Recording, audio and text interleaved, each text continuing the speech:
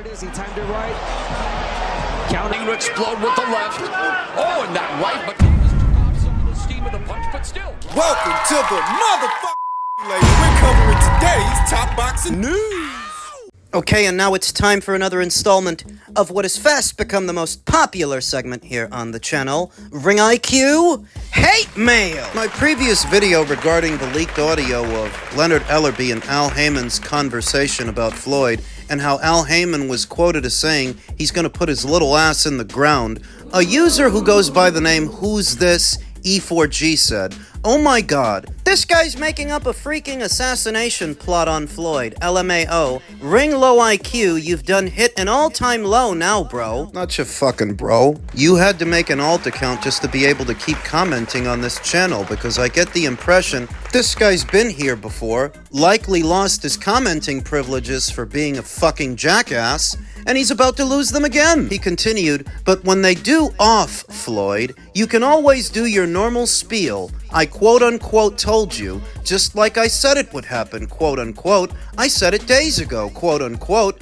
I said it weeks ago. I said it months ago. I said it years ago." Yeah, this guy's been here before. Talking about my normal spiel? How the fuck would you know what's normal and what isn't unless you've been here before and you've heard me before? And when it comes to things that I've said days ago, or weeks ago, months ago, years ago, a lot of the stuff that I say usually ends up happening, doesn't it? Like when I said 2 years ago that David Benavidez's light heavyweight campaign wouldn't last long. It only lasted 3 fights. That's not long at all. Like what girls tell you when you pull your pants down. When I said that he wouldn't stay at 175 very long, and the focus is going to be getting to a Zurdo Ramirez fight. That is what ended up happening, and that he would stay at cruiserweight moving forward, but he wouldn't fight Jai Opetaia. That's what's happening now. So point out what I was wrong about, these things I often say. When I said that Fox Showtime jointly would end up giving PBC the boot. When I said Inoue would beat Fulton, or Crawford would annihilate Spence, Usyk would outclass Fury. I mean, the list goes on. That PBC's Amazon deal would not be akin to the arrangement they had on Fox or that they had on Showtime, that it would just be a distribution deal, but they weren't going to give them any money. Point out what I was wrong about, you fucking idiot. So when I evaluate a situation and provide a forecast, I don't expect everybody in the comments section to agree with me. You're at liberty not to. Civil discourse is welcomed. But what's not welcomed are snarky comments and jackassery. This motherfucker's acting like I was wrong about something. Think about how idiotic what he said is. If they do off Floyd, you can always say I told you so. Yeah, you dumb fuck, that was sort of the point. I don't see the point that you're making. Or why you're here, because if you're so averse to what I normally say, why the fuck do you keep coming back here to listen to it? Go somewhere else. Talk your shit, motherfucker, you're gonna have to. Because you'll lose your speaking privileges, and I suspect you've probably lost them already, so you made an alt account so that you could keep coming here and keep leaving me snarky comments. Have you nothing better to do? Keep it up, stupid. Pretty soon I won't be able to read anything you say. Another guy who goes by the name Benito Gonzalez, on my recent video about David Benavidez and him avoiding Jai Opetaia, said, "Explain what is weight bullying when both boxers make the weight." You don't know what weight bullying is? You never heard that before? Benavidez shows intelligence in how he moves his career. Oh, that's one way to look at it. Another way to look at it is he's intelligent enough to know who to avoid. Benavidez can be the next face of boxing, all in due time. I doubt it. As a cruiserweight, not being able to move back down, not having fights with Dmitry Bivol or Artur Beterbiev, not sticking around long enough in the division to do that and see it happen. Now as a cruiserweight, he doesn't have the opponent options up there to become the face of boxing. What's consistent with the face of boxing, no matter who it's been, whether it's Oscar De La Hoya, Roy Jones, Floyd Mayweather, or Canelo Alvarez, they had an abundant supply of opponents, all of them, because that's what it takes to become the face. You have to be able to consistently deliver big-time boxing matches that get big-time attention. And David's been on pay-per-view, what, 5 or 6 times? Point me in the direction of the big pay-per-view buys any one of his fights ever brought in. Guys leave these stupid fucking comments just saying shit without thinking about it. Point me in the direction of the big pay-per-view buys any one of his fights ever brought in. I never saw nobody publish no numbers to suggest this guy's en route to become the face of boxing. What fight was he in that did 250 or 300,000 or more? You think he's gonna do that with Noel Mikhailian? If he even headlines the Noel Mikhailian fight, because I'm under the impression he's gonna end up on Gervonta Davis's undercard again. That's the next face of boxing? An undercard fighter? He was on his undercard when he fought Vazdik. Was that 2 years ago? 2 years later, coming off his biggest career win, he's back on undercards. Is that how it normally goes in the sport of boxing? When you do good numbers on pay-per-view off a big win, you end up on some guy's undercard as a co-main? Chicken low main? I mean, if David Benavidez is the kind of fighter that's good for 250, 300,000 pay-per-view buys, why would they pair his fight up with Gervonta's? That's a twofer. 2 for 1, since neither of those guys' upcoming fights are enough to really bring in big buys, so they package them. Don't sound like no face of boxing I ever heard. No face of boxing to me. Imagine Canelo Alvarez being the co-main event for some other fighter. Are you fucking kidding me? He doesn't know what weight bullying is. No, he knows what it is. He's just pretending not to, but I can explain it.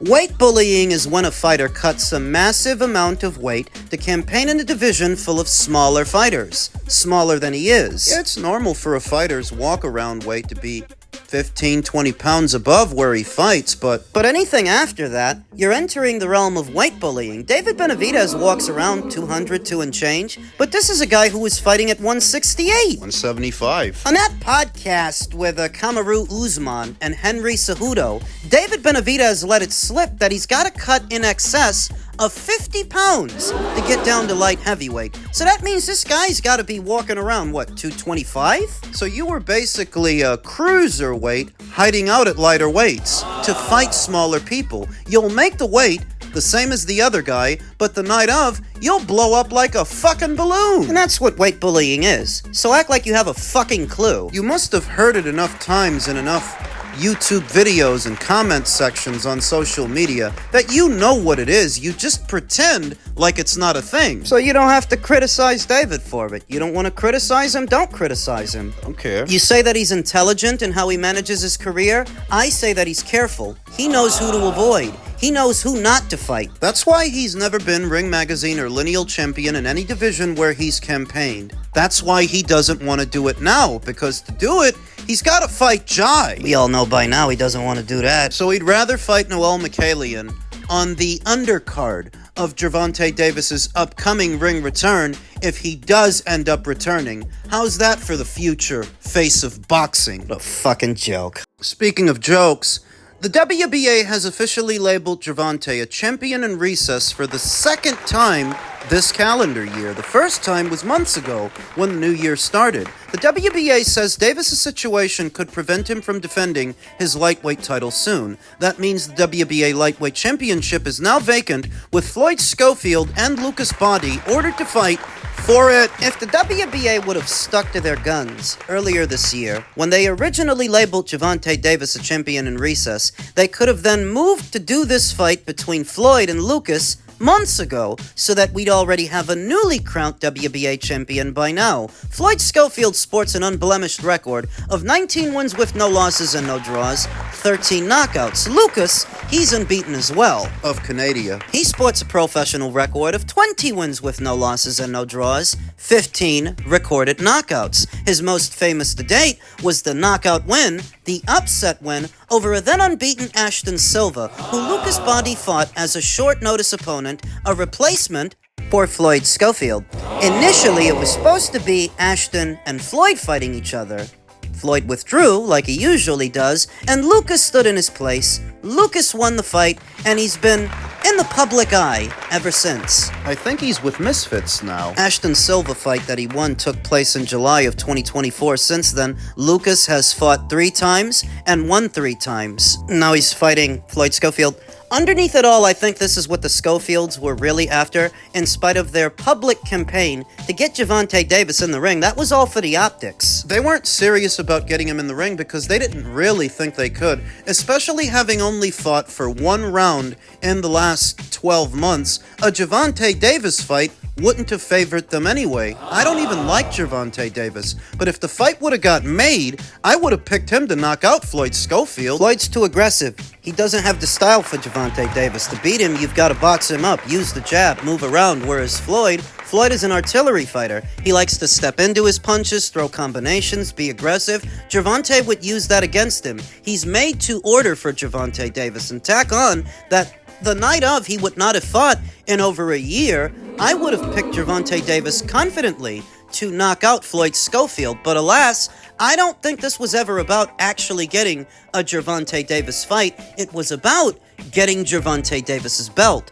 getting his title. They knew they were never going to get that Gervonta Davis fight. And what they were hoping was that Gervonta Davis would abdicate the throne and they would be elevated to the position of WBA champion. It would seem they have to fight for it. And it's not a foregone conclusion that they win, because who's to say that Lucas Bahdi doesn't do to Floyd what he did to Ashton Silva? Let's not pretend that Floyd Schofield hasn't been put down before, because he has. Remember, in the 11th round of the Rene Tellez fight in November of 2024? It was only 2 fights ago. Not making a prediction yet, but I will say that I wouldn't mind it at all if Lucas Bahdi upset the apple cart, upset the odds makers, and beat Floyd Schofield, because I think the bookies are going to have Floyd as the favorite. Yeah, probably. When Floyd was first coming up, I used to like the kid. He's entertaining to watch, carries himself well, but then they gave his father a microphone, and He's another Angel Garcia, another Teofimo Lopez Sr., another talkative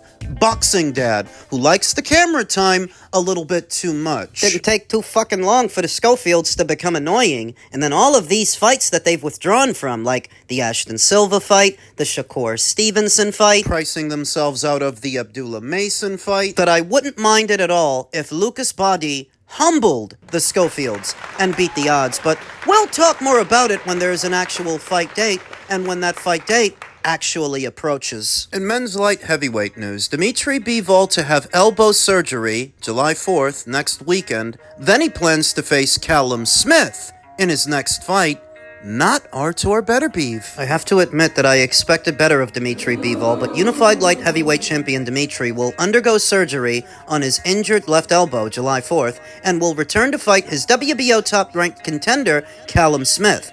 Boxing Scene learned Thursday. The WBO is expected to order Bivol versus Smith Friday. Bivol, 25-1 with 12 knockouts, through his promoter, Matchroom Boxing, has informed the WBO of the plans after Bivol returned from a year-plus absence connected to back surgery and defeated Michael Eifert via UD in late May. Is this a duck? Dimitri's decision allows him to retain his WBO title, but disappoints those calling for him to stage a trilogy bout with Russian danger man Artur Beterbiev after they split their first 2 tightly contested matches. Is this a duck? WBC light heavyweight champion David Benavidez has also expressed interest in fighting Bivol for the undisputed title, if you can believe that. If you can believe that a guy who just fought at cruiserweight and won 2 alphabet titles there was ever going to seriously return to light heavyweight. If you can believe that the same guy who just petitioned to fight Noel Mikhailian at cruiserweight was ever going to seriously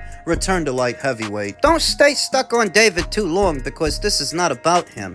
Instead, Matchroom promoted former super middleweight champion Callum Smith elevates to the title shot after his impressive February 2025 win over Joshua Buatsi. The timetable for Bivol's return will be known following his surgery. An official connected to the situation said, "You have to figure, if he gets the surgery in July, depending on the severity of the injury, he might be out for all of July, all of August, all of September, maybe returning in October Or November, right on time to have another fight before the year is out. right on time to avoid Artur Beterbiev. I'd like to think that I've been even-tempered and level-headed with Dmitry Bivol, understanding of the situation. I gave him the benefit of the doubt, but now I'm starting to agree with Artur that Dmitry doesn't want that trilogy, that he's been trying to put distance between himself and that fight. And initially I understood, if the guy's got a back injury, if the guy's got a herniated disc, He had just become undisputed champion,